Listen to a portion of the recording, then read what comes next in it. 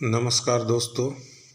आज हम आपके सामने दिल्ली सल्तनत की स्थापना कैसे और किन परिस्थितियों में हुई, उस समय भारत की राजनीतिक स्थिति कैसी थी, इन सब विषयों पर विस्तार से चर्चा करेंगे।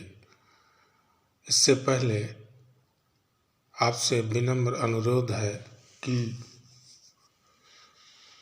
आप चैनल को सब्सक्राइब कर लीजिए और चैनल पर लाइक और कमेंट ज़रूर कीजिए, जिससे और कुछ अच्छा हो सके उसका सुझाव भी दीजिए। हम आपके सामने नई जानकारियाँ, उपयोगी जानकारियाँ ला सकें, इसके लिए आप हमारा मोटिवेशन ज़रूर बढ़ाइएगा। धन्यवाद। दिल्ली सत्ता या दिल्ली सल्तनत का वास्तविक संस्थापक या मुस्लिम सत्ता का भारत में संस्थापक मोहम्मद गोरी को माना जाता है। ऐसा नहीं है कि मोहम्मद गोरी से पहले भारत पर मुस्लिम आक्रमण नहीं हुए। इससे पहले 712 ईस्वी में मोहम्मद बिन कासिम का सिंध पर आक्रमण हुआ, लेकिन वो अपनी सत्ता को सुदृढ़ता प्रदान कर पाता कि इससे पहले उसकी मृत्यु हो गई। उसी कड़ी में उत्तर पश्चिम सीमा प्रांत पर मुस्लिम शासन सत्ता की स्थापना होती है। जिस समय मोहम्मद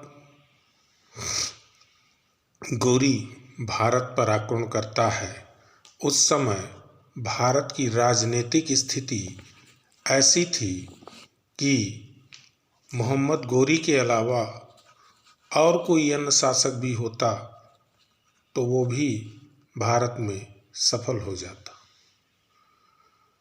मोहम्मद गोरी का वास्तविक नाम शिहाबुद्दीन मोहम्मद गोरी था।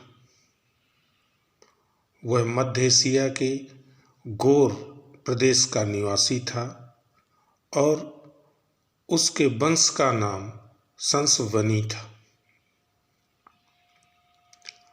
1173 में वह गजनी का शासक बनता है और गजनी के शासन बनते ही उसके विचार जब वो सुनता है भारत के विषय में और यहाँ की परिस्थितियों से वाकिफ होता है, तो वह आक्रमण करने के लिए उत्साहित हो जाता है।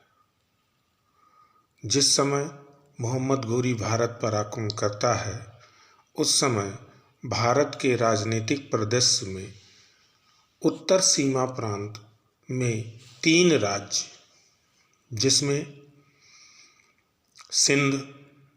सिंध में सुम्र जाति के शिया शासकों का शासन था और मुल्तान में करमपंथी जाति का शासन था। वहीं पंजाब में गजनवी वंश के अंतिम शासक खुसरो शाह या खुसरो मलिक का शासन था और जिसकी राजधानी लाहौर थी। मोहम्मद गोरी का प्रथम आक्रमण 1175 में मुल्तान पर होता है और मोहम्मद गोरी का जो आक्रमण होता है या मोहम्मद गोरी भारत में जब आक्रमण करता है, तो वो भारत में गोमल दर्रे से प्रवेश करता है। गोमल दर्रे से प्रवेश करके वह भारत में स्थित मुल्तान पर पहला आक्रमण करता है। इसके बाद वह करमपंथी, मुल्तान के जो शासक थे, करमपंथी वंशीय शासक जो थे, मुस्लिम शासक, उनको पराजित करता है और वहाँ पर अधिकार करता है। इसके बाद वह निचले सिंध पर आक्रमण करता है और सुम्र जाति के शासकों को पराजित करता है। भारत पर अगला आक्रमण उसका अहिलवाड़ या नहरवाला या पाटन पर होता है 1178 ईस्वी में। इस समय यहाँ चालुक्य वंशीय राजा मूलराज द्वितीय का शासन था, जो एक अल्पवयस्क था और उसकी संरक्षिका के रूप में उसकी माँ नायका देवी शासन कर रही थी। उसी के समय गौरी का आक्रमण होता है, जो बड़ी बहादुरी से गौरी का सामना करती है और स्वयं युद्ध में भाग लेती है। इस युद्ध में, यह युद्ध जिस जगह हुआ वह कायद्रा नामक स्थान पर, जो राजस्थान के आबू पर्वत के निकट है। इस युद्ध में गौरी की बुरी तरह हार होती है और उस हार से इतना अपमानित होता है कि वह दोबारा गुजरात का रास्ता ही छोड़ देता है। इसके बाद वो पेशावर पर आक्रमण करता है। पेशावर के बाद 1182 में देवल पर आक्रमण करता है और वहाँ के शासक को पराजित कर अपने अधीन कर लेता है। इसके बाद अगला आक्रमण उसका 1184-85 में सियालकोट पर होता है और सियालकोट को जीतकर वहाँ का प्रशासक हुसैन बिन खरमेल को नियुक्त करता है और इसके बाद वो 1195 में बयाना पर आक्रमण करता है। वहाँ के शासक कुमारपाल को पराजित करता है। इसके बाद वो ग्वालियर पर आक्रमण करता है और ग्वालियर पर परिहार वंशीय शासक सुलक्षण पाल को पराजित करता है। इन विजयों से उत्साहित होकर वो दिल्ली की ओर बढ़ता है और तराइन के युद्ध में मोहम्मद गौरी से उसका 1191 में सामना होता है। भीषण युद्ध होता है। इस युद्ध में मोहम्मद गौरी बुरी तरह पराजित हो जाता है और घायल हो जाता है। युद्ध से भागकर अपनी जान बचाता है। उस समय पृथ्वीराज अगर गौरी का पीछा किया होता और उसको ख़त्म किया होता तो शायद भारत में मुस्लिम सत्ता नहीं स्थापित होती। लेकिन राजपूतीय आन बान शान को ध्यान में रखते हुए पीठ दिखाए हुए दुश्मन पर राजपूत वार नहीं करते। इस वजह से पृथ्वीराज उसे छोड़ देता है। लेकिन गौरी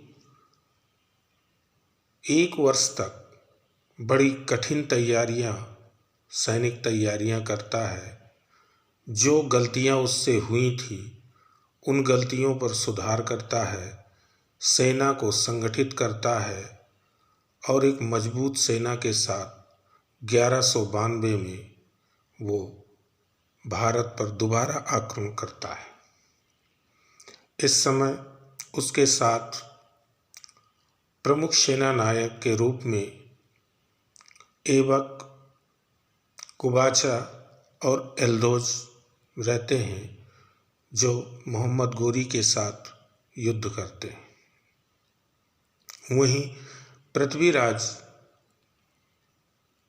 तृतीय के सेनापति खांडेराव, गोविंदराव और बदमसा रावल, ये 3 सेनापति रहते हैं जो बड़ी वीरता से लड़ते हैं। लेकिन गोरी की कुशल सैन्य नीति से पृथ्वीराज बुरी तरह पराजित होता है और युद्ध क्षेत्र में उसके गोरी द्वारा बंदी बना लिया जाता है। बंदी बनाकर उसे गोर ले जाया जाता है और गोर में उसकी हत्या कर दी जाती है।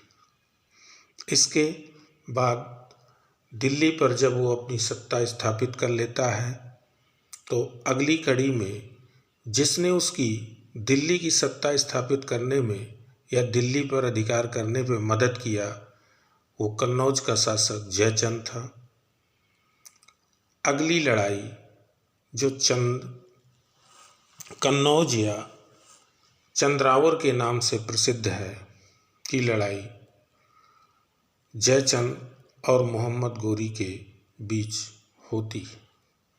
इस युद्ध में जयचंद पराजित होता है और कन्नौज पर भी गोरी का अधिकार हो जाता है।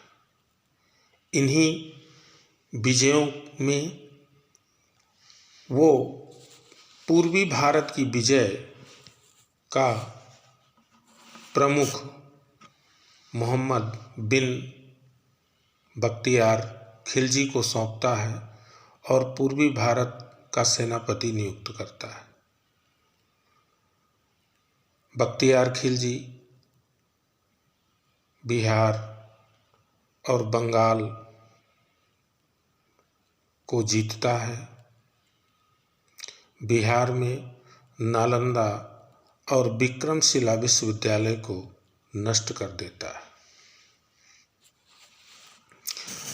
गोरी का अंतिम आक्रमण, गोरी का जो अंतिम अभियान है भारत पर, वो 1205 को होता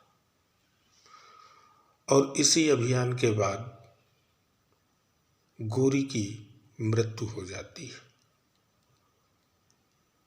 जब गोरी की मृत्यु हो जाती है तो गोरी के